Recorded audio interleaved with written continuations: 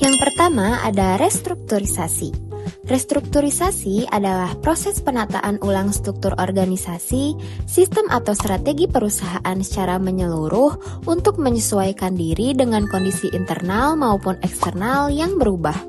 Tujuannya bisa berupa peningkatan kinerja, pengurangan biaya, atau penyesuaian terhadap pasar dan teknologi. Selanjutnya ada merger. Merger adalah proses penggabungan dua atau lebih organisasi menjadi satu entitas baru. Dalam merger, perusahaan yang bergabung biasanya memiliki posisi yang relatif setara dan setuju untuk membentuk organisasi baru dengan identitas bersama. Tujuan merger antara lain adalah memperluas pasar, meningkatkan kapasitas produksi, dan memperkuat posisi yang kompetitif. Sedangkan akuisisi adalah proses pengambilan satu organisasi lain sehingga kepemilikan dan kendali berpindah kepada perusahaan yang melakukan akuisisi. Dalam proses ini, perusahaan yang diakuisisi biasanya tetap eksis sebagai entitas hukum tetapi berada di bawah kendali strategis perusahaan induk.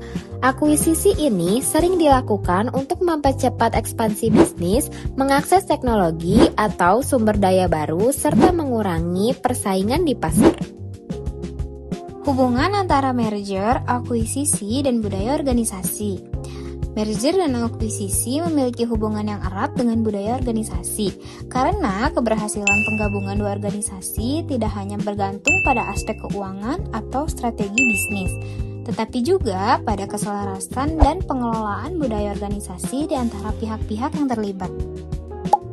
Nah, masuk ke hambatan dan tantangan merger dan akuisisi.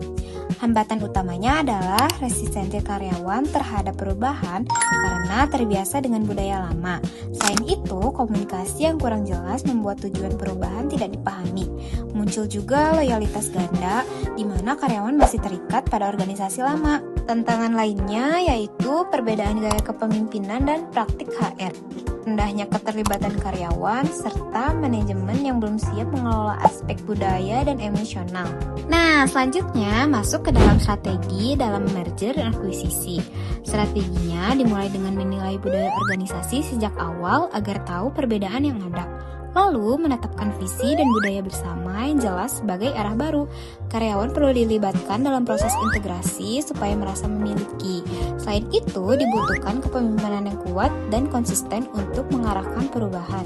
Dan yang terakhir, komunikasi yang terbuka dan transparan penting agar tidak terjadi kesalahpahaman.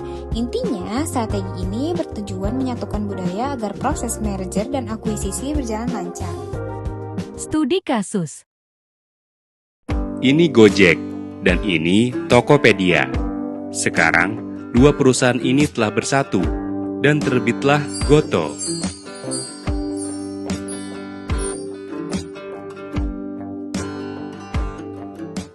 Disebut apa sih aksi yang dilakukan Gojek dan Tokopedia itu? Merger. Itulah yang dilakukan Gojek dan Tokopedia kala itu.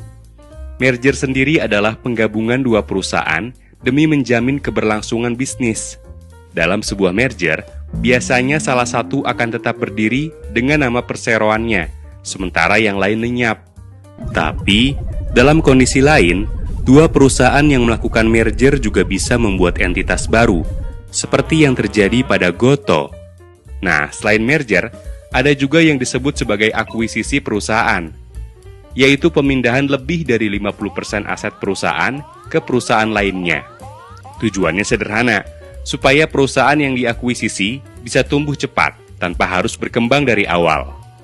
Nah, perusahaan-perusahaan yang melakukan merger dan akuisisi dengan syarat ini wajib lapor atau memberikan notifikasi ke KPPU.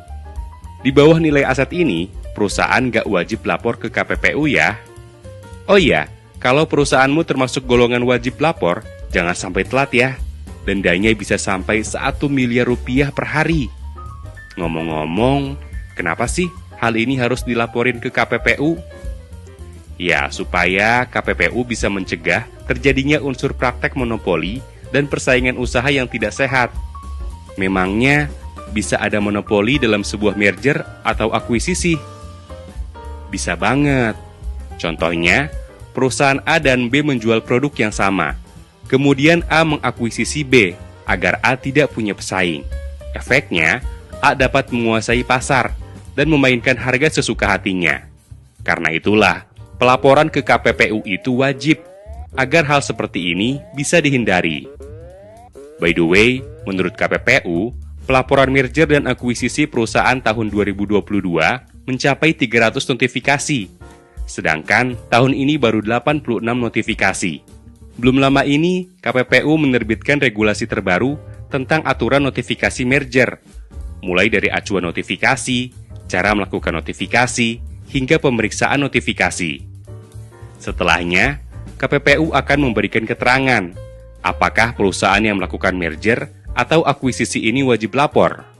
Nah, kalau ternyata ada potensi praktek monopoli atau persaingan tidak sehat, bakal ada sidang penilaian dengan KPPU. Kira-kira, kalau kamu punya bisnis besar, perusahaan apa yang mau kamu akuisisi? Oke, jadi kesimpulannya adalah budaya organisasi memiliki peran yang sangat penting dalam keberhasilan merger, akuisisi, dan restrukturisasi. Perubahan budaya merupakan proses yang kompleks karena menyangkut nilai, persepsi, dan perilaku karyawan. Jika perubahan budaya tidak dikelola dengan baik, hal ini dapat menyebabkan hilangnya talenta, penurunan kinerja, dan kegagalan sinergi.